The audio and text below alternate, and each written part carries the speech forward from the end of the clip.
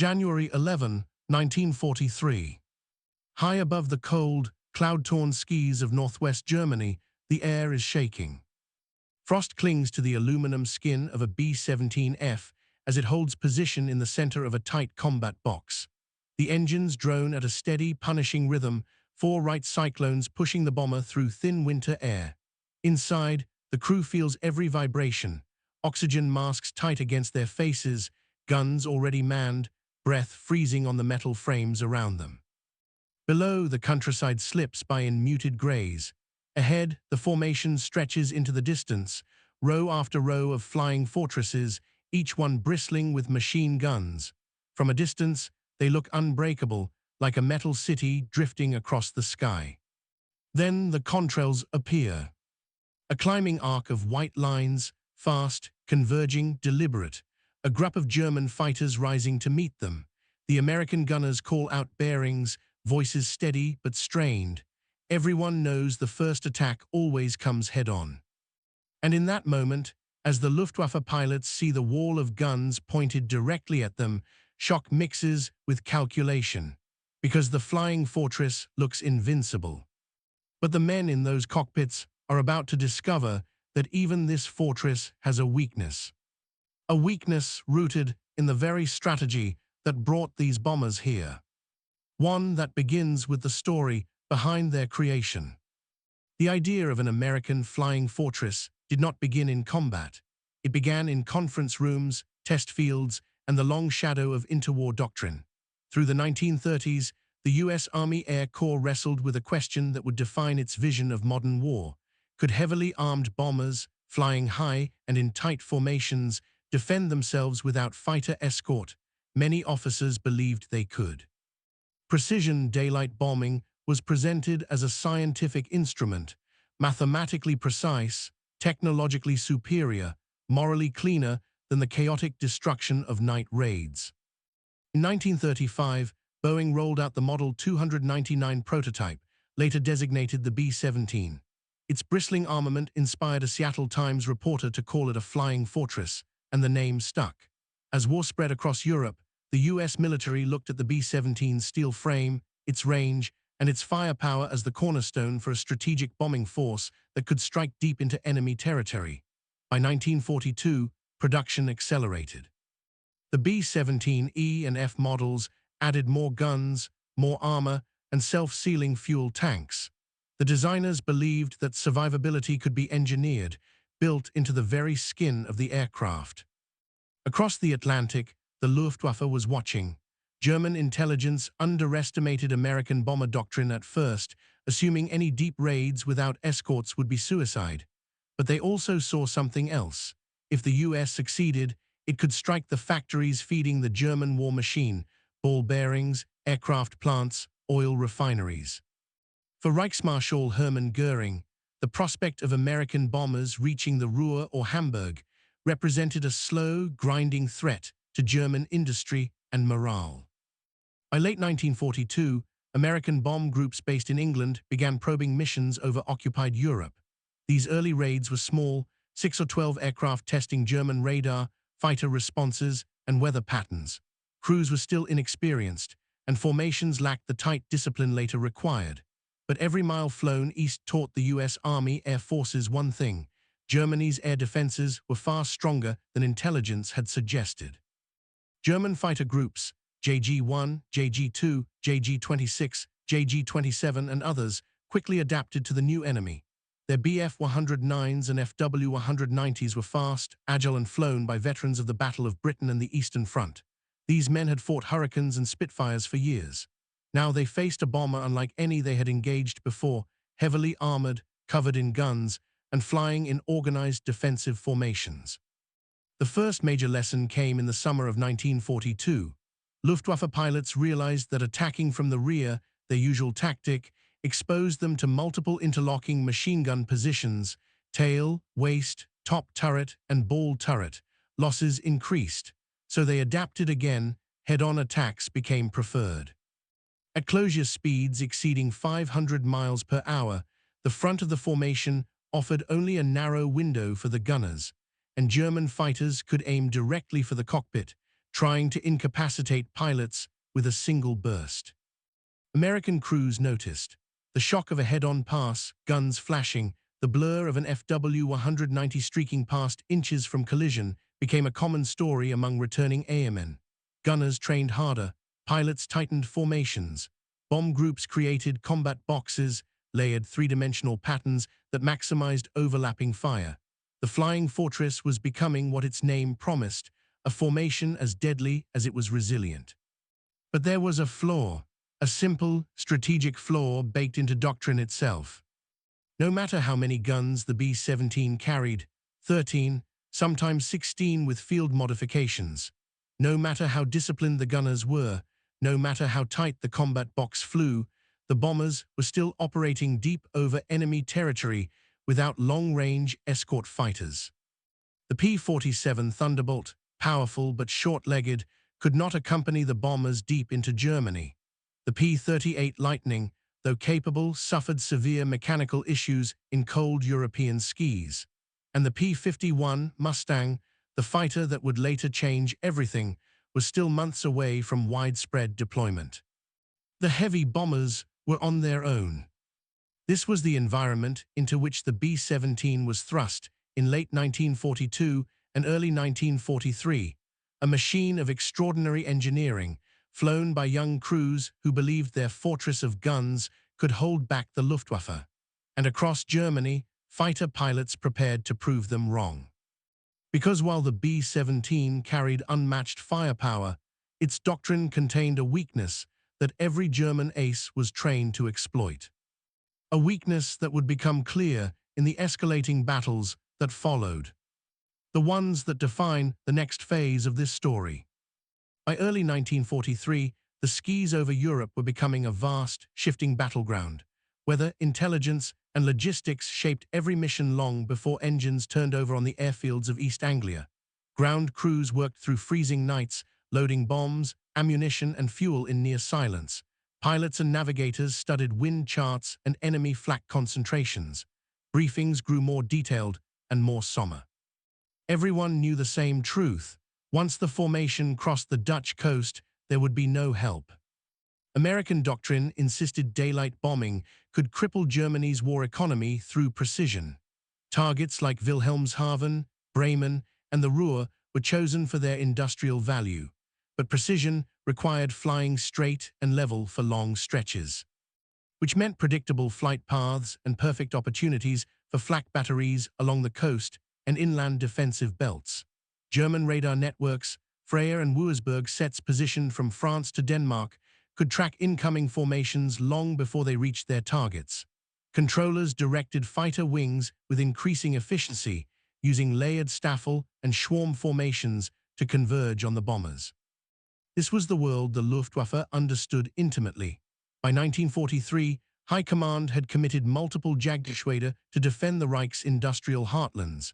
Pilots rotated between fronts, bringing hardened experience against Soviet aircraft and RAF fighters. Many German aces had already claimed dozens of victories, and they studied American tactics with professional focus. They noted how B-17 formations reacted under pressure, where their fire was strongest, and more importantly, where it was weakest. Head-on attacks became the Luftwaffe's preferred method for one reason. The frontal armor of early B-17 models was limited, and the defensive guns covering the nose were inadequate. On the B-17F, only a single .30 or .50 caliber gun faced forward, manned by a bombardier with limited field of view. For expert German pilots closing at extreme speeds, this was a window of vulnerability.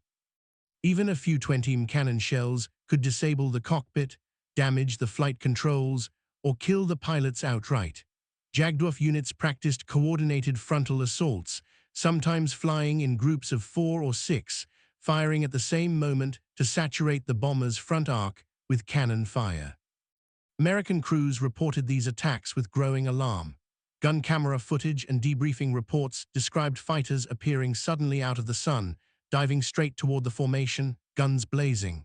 The shock of the closure rate was overwhelming. Gunners had only seconds to react, and even then, accuracy was difficult. A B-17 that lost its pilots or control systems began to fall away almost immediately, dropping out of formation, the single most dangerous moment for any bomber. Once isolated, it became an easy target for German fighters circling above. The tight formations themselves were both a strength and a liability. Flying close increased mutual firepower, but it also demanded intense concentration from every pilot.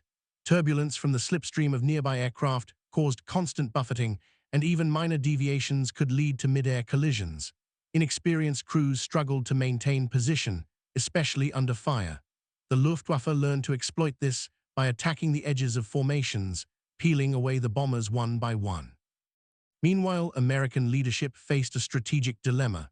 The theory of self-defending bombers relied on perfect formations and ideal conditions, yet the reality of European airspace included clouds, icing, mechanical failures, and the unpredictable timing of German attacks. Moreover, aircraft losses began to rise. In some missions, more than 10% of bombers failed to return, numbers that, if continued, would be unsustainable.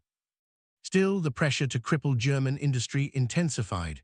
Reports from the Eastern Front and North Africa underscored the importance of cutting off supplies to the Wehrmacht. American commanders believed the solution was not fewer missions, but larger formations. More bombers meant more guns, more defense, more mutual support. Yet this reasoning overlooked one critical fact. Adding more bombers also meant adding more predictable targets. The Luftwaffe adapted as quickly as the Americans increased their numbers. By the spring of 1943, the situation was clear to anyone studying the reports. The Flying Fortress was a formidable machine, and its formations could tear apart inexperienced or reckless attackers.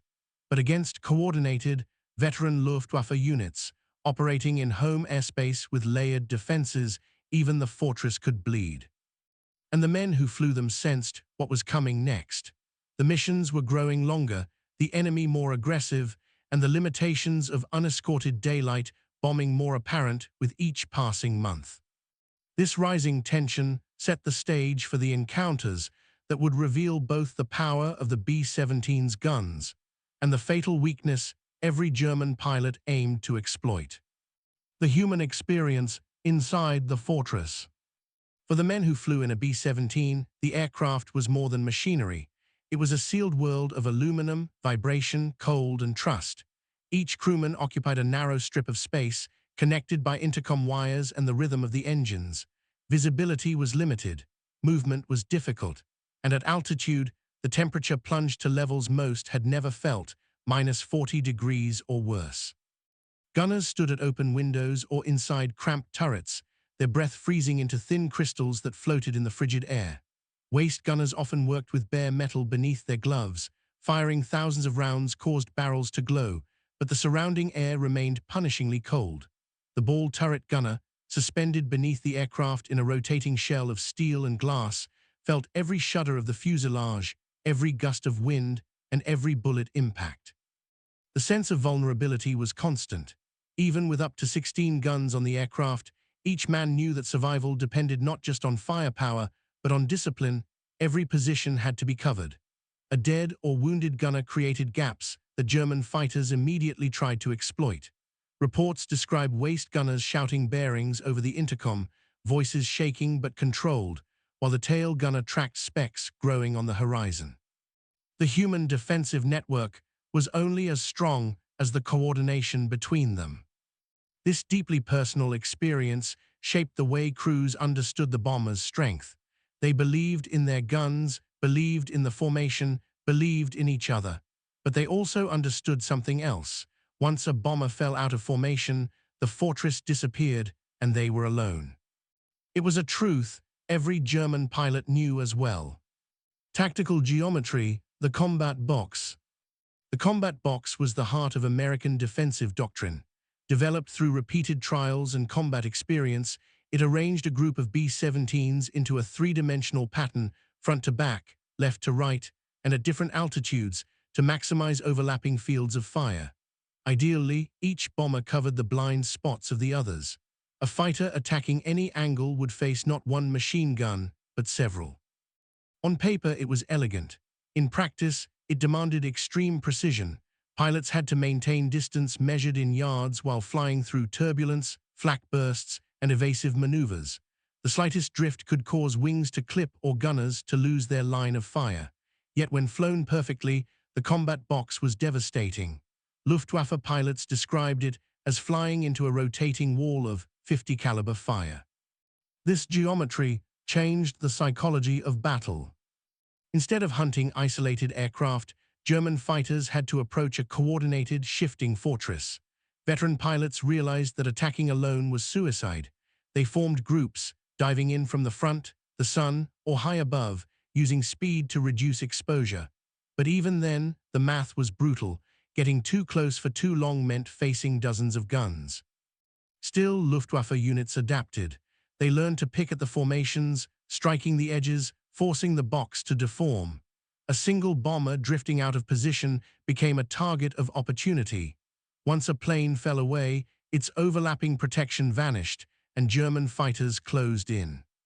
The combat box gave the B-17 its legendary defensive capability, but it also amplified the bomber's greatest strategic vulnerability, the need to remain locked in formation, even while under coordinated attack. And maintaining that structure depended heavily on weather, training, and oxygen, factors always in flux. The enemy's view, shock, and calculation in Luftwaffe cockpits. From the cockpit of a Bf-109 or FW-190, the first sight of a large B-17 formation was startling. Dozens of shimmering aircraft drifting across the sky, each bristling with guns that flashed in all directions. German fighter pilots routinely reported astonishment at the volume of fire. Many learned quickly that attacking from behind was a dangerous gamble. The Americans, interlocking defensive arcs, meant approaching tail first, exposed a fighter to multiple guns for far too long. This shock was real, but it did not last. German pilots were trained to analyze, adapt, and strike with precision. They studied where bullets originated, how gunners tracked targets, and how formation movements exposed gaps. And they realized something crucial: no matter how many guns a B-17 carried, they could not cover everything perfectly. The frontal arc remained the key. Even with makeshift cheek guns and later upgrades, early B-17 models had limited forward firepower. For the Luftwaffe, this was an opportunity. Pilots like Egon Meyer and Georg Peter Eder pioneered coordinated head-on attacks. Their tactics were documented in training manuals and briefings across Jagdgeschwader units. These pilots were not just reckless, they were systematic, striking where the fortress was weakest. German pilots respected the B-17's firepower, but they also recognized its dependencies: tight formations, unbroken lines of sight, healthy crews, stable weather. Disrupt any one of these, and the fortress began to crack. And in 1943, disruption was exactly what the Luftwaffe prepared to deliver, setting the stage for the next phase of the conflict, where shock, adaptation, and the aircraft's true limitations collided in the winter sky. Technology and firepower, the fortress bristling with guns. The B-17's identity was inseparable from its guns. Across its frame stretched an arsenal of 50 caliber Browning M2 machine guns, slow-firing, powerful, and reliable at high altitude.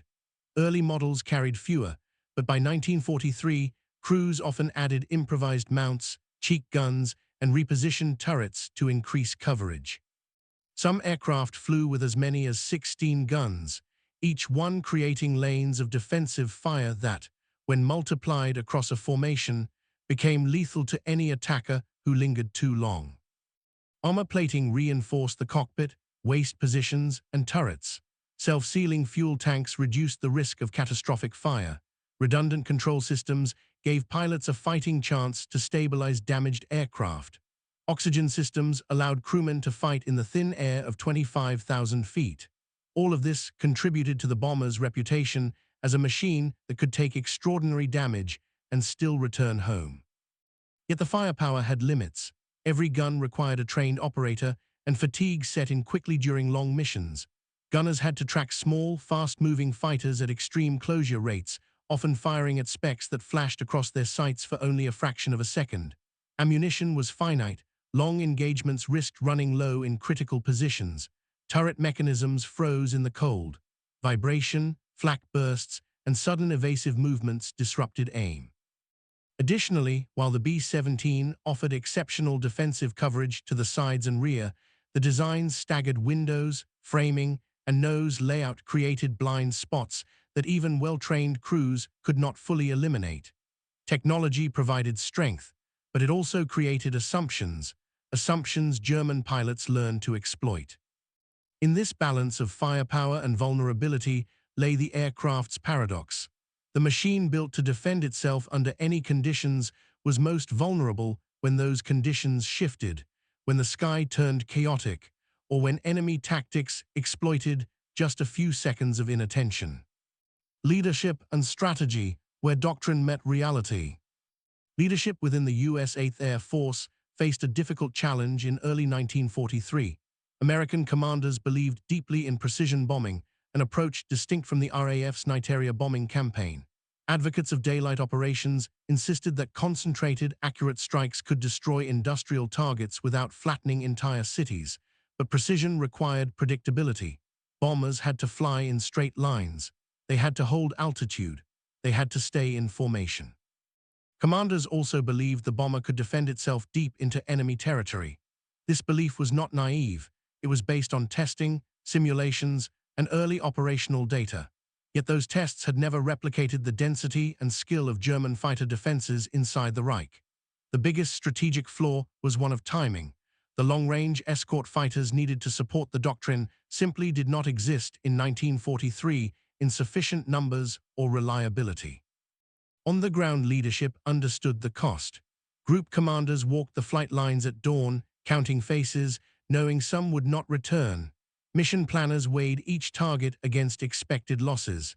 Intelligence officers studied German fighter deployments, radar intercepts, and flak concentrations, hoping to find new routes or altitudes that would reduce casualties. But strategic pressure from Washington emphasized results. Factories in the Ruhr Valley, submarine pens along the coast, and aircraft assembly plants demanded attention. Every missed target meant lost time. Every delay allowed German production to continue. Leadership believed the only way forward was to increase pressure, larger formations, deeper penetrations, more missions. This approach pushed doctrine to its breaking point. As the Luftwaffe adapted with head-on attacks, heavy cannon armament, and evolving tactics, American leadership faced the widening gap between theoretical self-defense and the realities of combat. The flying fortress was strong, but not invulnerable, and the absence of long-range escorts left commanders with an impossible balance: press the offensive or preserve the force. In the end, they pressed on, leading directly to the confrontations that exposed the bomber's greatest vulnerability. Morale, losses, and the psychological battlefield. Beyond metal and tactics, the struggle for the skies over Europe was a psychological war. For bomber crews, morale often depended on belief in the aircraft, belief in the formation, belief that the mission had meaning. Letters home spoke of confidence mixed with fear, determination layered over exhaustion. Crews counted missions like rungs on a ladder, each one bringing them closer to the hope of rotation or survival. But losses wore them down. Empty bunks in the barracks told stories words never could. Returning aircraft showed the cost of each mission: holes in the wings, shattered glass, blood frozen to the floor. Even a successful raid carried reminders of how thin the margin of survival could be. German fighter pilots felt the psychological weight as well. Facing formations bristling with guns challenged even the most experienced aces. Some spoke of the stress of diving into torrents of tracer fire, knowing a single burst from a .50 caliber gun could tear through their aircraft. Yet they also drew confidence from doctrine and experience. They were defending their homeland, flying shorter sorties, guided by radar, and attacking at the moment of their choosing. Both sides lived with the tension between courage and fear. Both faced death in the same cold skis, but morale did not change physics. And as aircraft met in the air, the technical and tactical weaknesses of early B-17 deployment converged with German innovation. Together, these angles point toward a moment when tactics, technology, and human determination collided. A moment that would reveal the true limits of the flying fortress. March 17, 1943. The sun rose weakly over the North Sea, pale and cold, as the 91st Bomb Group taxied onto the concrete of Bassingbourn Airfield in England. The target, the industrial heart of Bremen. Engines rumbled to life, a low, throbbing pulse that vibrated through the soles of boots. Pilots checked instruments, gunners tested turrets, and bombardiers traced routes on charts illuminated by the faint glow of instrument lights. By 0912, over 36 B-17 had lifted in formation, climbing to 23,000 feet. Radio chatter was sparse, clipped, reports of icing, minor mechanical failures, nothing serious. The Luftwaffe had already begun mobilizing in the Reich's defense sector. Jagdgeschwader 1, JG-2, and elements of JG-26 were vectored to intercept. Pilots had been briefed for head-on attacks. The Germans knew the B-17s would fly straight, at predictable altitudes, and maintain tight formations. Their plan was precise: attack the noses, exploit the blind spots, and break the formation before it reached the industrial targets. As the bombers crossed the Dutch coast at 10:05, radar stations in northern Germany picked them up. Fighter controllers vectored Me-109s and FW-190s into climbing intercept positions. German pilots reported the first visual sighting at 10:23. The formation glistened in the sun, a fortress of metal and gun barrels. Shock ran through the German pilots, a brief pause as they calculated the risk. Some broke formation, waiting for a better angle, while others began the dive. At 10:30, the first attack struck. FW-190s surged from high sun angles, targeting the forward arcs of the lead group. Tracer fire lanced across the nose of the B-17s. The bombardiers and pilots returned fire, their .50 caliber guns snapping in bursts. The noise was deafening inside the cockpits and turrets. Gunners shouted bearings over the intercom, and oxygen masks muffled the sounds of metal tearing air. For several minutes, the formations held. The overlapping fields of fire shredded approaching fighters, forcing many to break off. But then, the German pilots adjusted. Coordinated head-on attacks began. At extreme closure speeds, 500 to 550 miles per hour, FW-190s targeted the noses of the lead aircraft. One pilot, Oberleutnant Egon Mayer, later noted in his mission log, "The bomber bristled with guns, but the frontal position could not cover everything." A concentrated attack, with 4 aircraft, at once left gaps in their defense. One B-17, piloted by First LT Robert Morgan, sustained multiple frontal hits. The cockpit armor slowed the damage, but did not prevent shattered flight instruments and wounded crew. Control surfaces responded sluggishly, and the aircraft began to drift out of formation. Instantly, German fighters converged. Even with gunners firing continuously, the bomber became a target of opportunity. Elsewhere, waist gunners and tail gunners reported multiple kills, their fire striking FW-190s and Me-109s, but losses were mounting.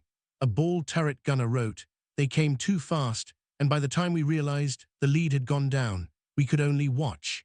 The formation remained intact in the larger sense, but individual aircraft were isolated, struggling to survive. By 10:50, the first wave of bombers released their payloads. The bombs struck the industrial complexes with precision, a testament to the doctrine's original intent.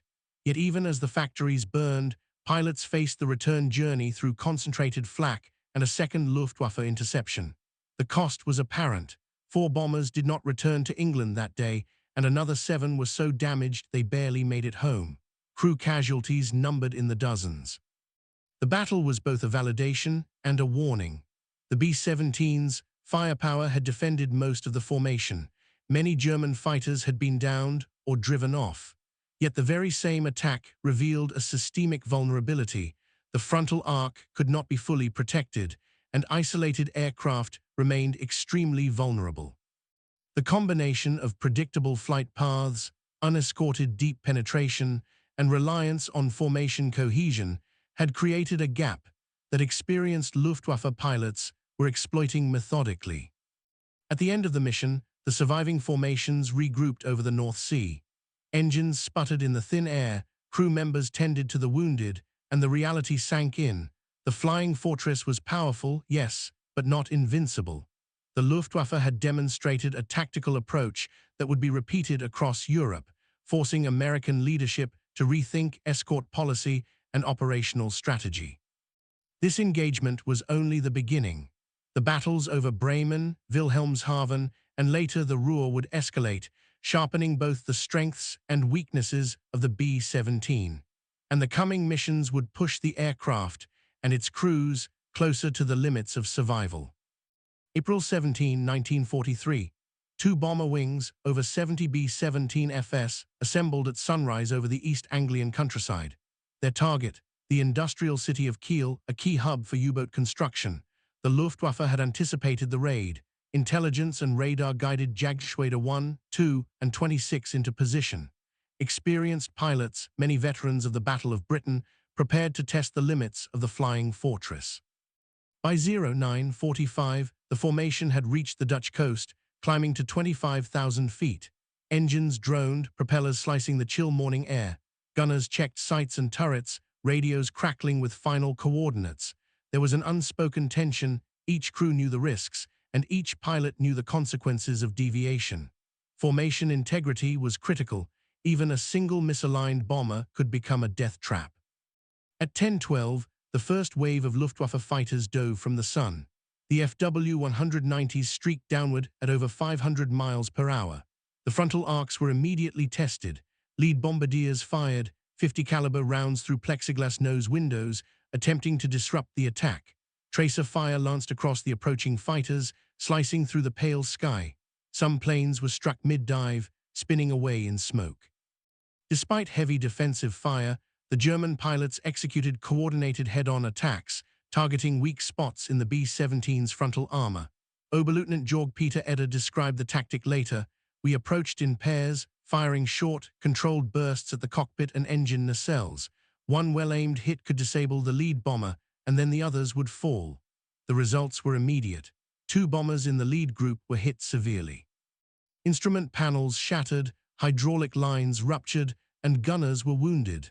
The aircraft drifted out of formation, becoming isolated prey. Behind them, the combat box wavered. Gunners on adjacent planes poured fire into attacking fighters, but their focus was divided between supporting their own formation and covering stragglers. One tail gunner reported, "They came so fast, so coordinated, we shot down two, but four got through. One of our boys just disappeared from view." Flak from German ground batteries compounded the danger. The concentrated bursts of 88mm shells shredded the air below, forcing evasive maneuvers that disrupted formation integrity. Some bombers were forced to climb or dive unexpectedly, exposing previously protected arcs and leaving gaps that the Luftwaffe immediately exploited. Coordination became a delicate balance between survival and mission completion. At 10:40, the bombers over Kiel released their payloads. Factories and shipyards suffered damage, and some fires erupted immediately, yet the cost was high. By the time the formation turned back toward England, 8 aircraft had been lost, and dozens more were damaged. Injuries among crewmen were severe. Broken bones, gunshot wounds, and frostbite compounded the trauma of combat. Observers on the ground later noted several B-17s limping back, engines smoking, fuselages peppered with holes. This engagement crystallized a hard truth. The B-17's legendary defensive firepower could protect a formation in general, but it could not save every aircraft. Frontal attacks by experienced Luftwaffe pilots were lethal, exploiting the bomber's one persistent weakness. Unescorted, deep over enemy territory, even the best-trained crews were at extreme risk. The flying fortress was formidable, yes, but it required conditions, coordination, and support that were rarely perfect in real combat. American leadership understood the implications immediately. Reports filtered back. Formations were effective when gunners and pilots performed flawlessly, but the Luftwaffe's head-on tactics could bypass overlapping firepower. Lessons from Kiel and Bremen informed doctrine changes, the urgent need for long-range escort fighters, revised formation tactics, and improved armor on frontal arcs. Engineers began testing additional forward-firing guns, while commanders emphasized route planning to minimize predictable approaches. For the crews, the day reinforced the thin line between survival and disaster. They had flown into fire, defended with everything they had, and returned with both pride and grief. Letters home captured the duality, awe at the aircraft's resilience, horror at what it could not prevent. The flying fortress had proven itself, but at a cost that would echo in subsequent raids, shaping both strategy and morale for months to come. And so, from the smoke over Bremen and Kiel to the battered runways of England, the lessons were clear. The B-17 could dominate the skies, but only if its limitations were respected, its formations maintained, and its escort problem eventually solved. The missions over Bremen and Kiel left a stark mark on both sides of the conflict. For the US 8th Air Force, the B-17 had proven its worth. Formations that remained disciplined and coordinated inflicted significant losses on the Luftwaffe, destroyed industrial targets, and demonstrated that daylight precision bombing could reach the heart of the Reich. Gun camera footage and post-mission reports recorded dozens of German fighters destroyed or damaged in each sortie. The flying fortress had earned a reputation that would echo in the press, in propaganda, and in the psyche of both allies and enemies. Yet the human and material cost was undeniable. On the Bremen raid, 4 bombers failed to return, 7 returned severely damaged. Crew casualties numbered in the dozens, wounded, burned, or frozen. Similar numbers followed the Kiel raid. Survivors recounted stripped fuselages, shattered gun turrets, and wounded comrades slumped against the interior walls. The psychological toll was immediate. Gunners described fear mixed with adrenaline, pilots recounted near misses, and the sheer intensity of concentrated head-on attacks left lingering trauma. The Luftwaffe, for its part, had learned critical lessons. While initial encounters produced moments of shock at the volume of defensive fire, German pilots quickly adapted. The head-on attack, once tested over Bremen, became a standard tactic. Fighter command emphasized coordination, approach angles, and rapid firing to exploit the B-17's frontal weakness. Reports from WWII noted both respect for the American formations and confidence in exploiting identified vulnerabilities. Experienced aces gained fame and increased kills, but losses also mounted. Coordinated formations could still bring down attackers if gunners and pilots acted in unison. From a strategic standpoint, the raids forced American commanders to reconsider doctrine. The theoretical promise of self-defending bombers clashed with the reality of high losses. For the first time, it became clear that long-range escort fighters were not a luxury, they were a necessity. Until aircraft like the P-51 Mustang could accompany bombers deep into Germany, formations would remain exposed to concentrated enemy attack. Mission planners also re-evaluated target selection, route planning, and altitude management, seeking ways to reduce predictability and vulnerability. Equipment changes followed. Engineers tested and implemented modifications to increase frontal firepower, improved armor, and enhanced communication systems. Some groups experimented with additional cheek guns, while others refined formation flying procedures to ensure overlapping arcs were maintained even under evasive conditions. Every alteration reflected a hardened understanding. The flying fortress, while formidable, was not invulnerable. The raids also had broader implications. Newspapers in London and American cities highlighted the bravery of the crews and the effectiveness of strategic bombing. The propaganda value was significant. The image of the flying fortress as nearly indestructible inspired both civilian morale and recruitment efforts. Meanwhile, German authorities confronted the reality that the industrial heart of the Reich was vulnerable, not invulnerable, to repeated attacks. The psychological impact on both sides reinforced the strategic importance of air superiority, precision bombing, and technological adaptation. In essence, the aftermath of the early 1943 raids over Bremen and Kiel crystallized a dual reality. The B-17 was a marvel of engineering, capable of surviving punishing attacks and returning crews home against overwhelming odds. But even the most heavily armed flying fortress had an Achilles heel: frontal vulnerability, isolation in deep enemy territory, and reliance on formation integrity. The lessons learned in these missions would shape tactics, strategy, and aircraft development in the months to come, setting the stage for larger, more destructive raids that tested both men and machines to their limits. The experiences of these raids did not end when the surviving bombers touched down.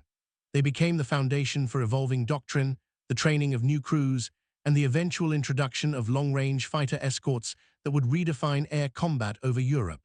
The consequences were immediate, measurable, and stark, a combination of tactical success, human sacrifice, and the sobering recognition that even the flying fortress was mortal. As spring of 1943 progressed, the pattern established over Bremen and Kiel became increasingly apparent. American bomber groups faced a relentless cycle: briefing, takeoff, bombing, return, repair, and redeployment. The Luftwaffe refined its tactics in response. Gruppen flew coordinated head-on attacks, often combining 4 or 6 fighters in synchronized dives to overwhelm the frontal arcs of B-17s. Over time, German units noted that the flying fortress could be brought down efficiently if isolated from the formation, or if its pilots and gunners were fatigued or injured. This systematic exploitation of a single weakness shifted the calculus of air combat. Meanwhile, American air planners began to adapt. Lessons from combat prompted experimentation with additional forward-firing guns, adjustments to formation spacing, and revised ingress and egress routes.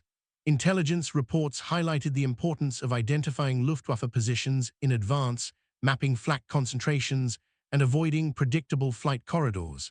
Yet the most urgent lesson was clear: self-defending bombers alone were insufficient. Until long-range escorts could accompany missions deep into the Reich, losses would remain high, and attrition threatened both aircraft and morale. The cumulative toll was significant. By mid-1943, hundreds of B-17s had been lost over Europe, with thousands of crewmen killed, wounded, or captured. Material losses were staggering: engines destroyed, fuselages riddled with bullets, turret mechanisms disabled. Reports from the 8th Air Force emphasized the limits of even the best-trained crews and the most disciplined formations. Combat footage and post-action reports confirmed what crews had felt firsthand: the flying fortress was resilient, but only up to a point. At the same time, these losses drove innovation. The development and eventual deployment of the P-51 Mustang with drop tanks dramatically extended fighter coverage, allowing bombers to penetrate deep into Germany with effective protection. Doctrinal changes reinforced tighter formation discipline, coordinated timing of attacks, and more aggressive gunnery training. Every crew that survived a mission carried experience that became institutional knowledge, improving the survival odds of subsequent missions. On the German side, the raids imposed their own costs. While head-on tactics were effective, fighter losses mounted. German pilots faced heavier, more coordinated formations, flak from the ground, and increasingly skilled gunners. The attrition began to degrade the quality of Luftwaffe units over time, even as they continued to exploit the B-17's weakness. Beyond the numbers, the psychological impact resonated deeply. For American crews, the flying fortress had proven itself a symbol of strength, but the knowledge of its vulnerability tempered pride with caution. Letters home, diaries, and oral histories reveal a tension between awe at the aircraft's resilience and fear of the next raid. For German pilots, the realization that a single, well-executed tactic could disrupt formations fueled both confidence and caution. Both sides understood that air combat over Europe was a deadly game of adaptation, skill, and exploitation of weaknesses. By mid-1943, the implications extended beyond individual missions. The combined lessons of technology, tactics, and human endurance influenced strategic planning for the summer bombing campaigns, the eventual introduction of long-range fighter escorts, and the refinement of both bomber design and Luftwaffe countermeasures. The flying fortress had demonstrated the extraordinary power of defensive firepower and formation discipline, but its Achilles heel, frontal vulnerability, combined with reliance on cohesion, had become unmistakably clear. These realities set the stage for the next chapter: reflection on what the flying fortress represented, how its limitations reshaped air strategy, and what the battle for the skies over Europe ultimately meant for the men, machines, and the future of aerial warfare. The story of the B-17 Flying Fortress is one of contradiction, a machine of immense power, yet defined by a single vulnerability, a fortress of steel, yet dependent on human coordination and endurance. Its guns could rip through attacking fighters, and its armor could absorb punishment that would destroy lesser aircraft. Crews could survive hits that tore away wings, shredded fuselages, or ignited fuel tanks. And yet, a concentrated frontal attack, executed with precision by skilled Luftwaffe pilots, exposed the fragile truth behind its myth of invincibility. In this duality lies the lesson of the air war over Europe. Technology alone cannot guarantee survival. Even the most advanced aircraft must be integrated into a doctrine that accounts for enemy adaptation, human fatigue, and the chaos of combat. The Flying Fortress demonstrated the power of overlapping fire, tight formations, and engineering ingenuity, but it also revealed the cost of assuming that hardware could compensate for the complexities of real warfare. The raids over Bremen, Kiel, and the Ruhr were more than tactical engagements. They were crucibles for strategy, innovation, and human resilience. American crews learned to trust each other and their machine, but they also understood that courage had limits and that vulnerability could strike anywhere in a formation. German pilots learned to respect their enemy, to study weaknesses, and to exploit them with methodical precision. The lessons of adaptation, risk, and calculated aggression echoed far beyond those missions, shaping future air campaigns, aircraft design, and the integration of fighter escorts. Ultimately, the Flying Fortress symbolizes a broader truth. Warfare is not determined by brute force alone, but by the interaction of technology, strategy, and human resolve. Its legacy is found not only in the victories and losses recorded in mission logs, but in the resilience, ingenuity, and sacrifice of the men who flew her into the heart of danger. In the cold, high skies of 1943, every mission was a test, not only of a machine, but of human determination under fire. The Flying Fortress endured, not because it was invulnerable, but because it was extraordinary in its design, in its doctrine, and in the courage of those who dared to call the sky their battlefield. And it is in that tension, between strength and vulnerability, between man and machine, that its story continues to resonate, a testament to both the power and the limits of aerial warfare.